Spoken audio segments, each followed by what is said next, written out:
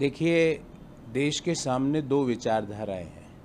एक गांधी, अंबेडकर, नेहरू की विचारधारा है, एक तरफ सावरकर, हेडगेवर और गोडसे की विचारधारा है। तो हमको ये लगता है कि देश के लोगों को और देश के बच्चों को और कर्नाटक के बच्चों को गांधी की विचारधारा पढ़नी चाहिए, अंबेडकर की विचारधारा पढ़नी चाहिए, पंडित नेहरू की विचारधारा पढ़नी चाहिए।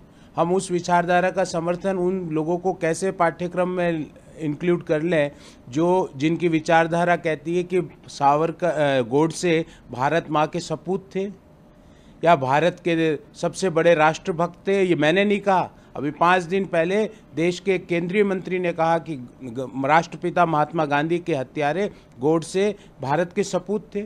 क्या हम उस विचारधारा को आगे बढ़ाएं? क्या हम उस विचारधारा को आगे बढ़ाएं जिन्होंने अंग्रेजों से 60 रुपये पेंशन लेके देश के जो स्वतंत्रता सेनानी है उनकी मुखबरी की? क्या उस विचारधारा को आगे बढ़ाएं? हम देश में गांधी की विचारधारा, संविधान की विचारधारा, अंबेडकर की विचारधारा, इसीलिए संविधान की प्रस्तावना को पाठ्यक्रम में इंक्लूड किया गया। इसीलिए जो गांधी और अंबेडकर और नेहरू की विचारधारा को भारतीय जनता पार्टी की येदियुरप्पा और बोम्मई सरकार ने हटाया था, उसे हमने पुनः स्थापित किया है, क्योंकि हम राष्ट्रपिता महात्मा गांधी के हत्यारे की विचारधारा और उस विचारधारा को आगे ले जाने वाले हेडगेवर को देश के बच्चों को, कर्नाटक के बच्चों को नहीं पढ़ा सकते। हम सावरकर, जिसने देश के स्वतंत्रता सेनानियों की पैसे लेके मुखबरी की, उस विचारधारा को देश के बच्चों को नहीं पढ़ा सकते। इसलिए, और नितिन गडकरी जी ये इसलिए कह रहे हैं क्योंकि नितिन गडकरी जी को मोदी जी और अमित शाह जी तो लाइक करते नहीं है।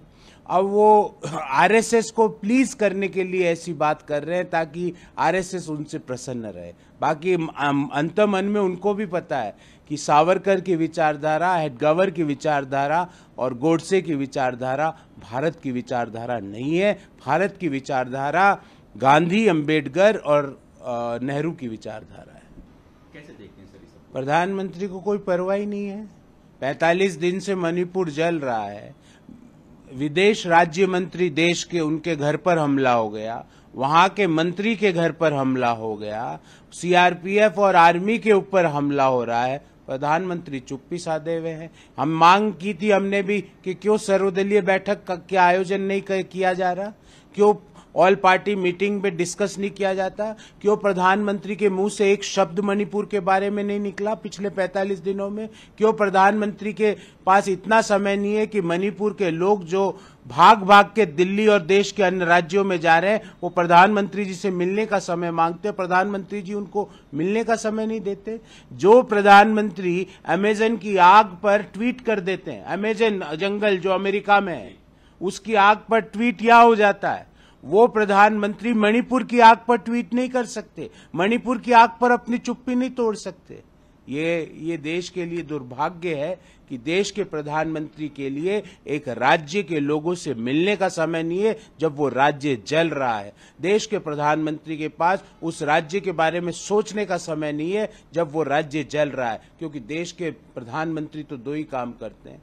नंबर 1, पहला उनका इंटरेस्ट रहता है, गर्मी बहुत है अभी देश में, कैसे विदेश का दौरा आयोजित कर लिया जाए, और नंबर 2, देश में है तो किस तरह अगले दिन की हेडलाइंस को मैनेजमेंट किया जाए।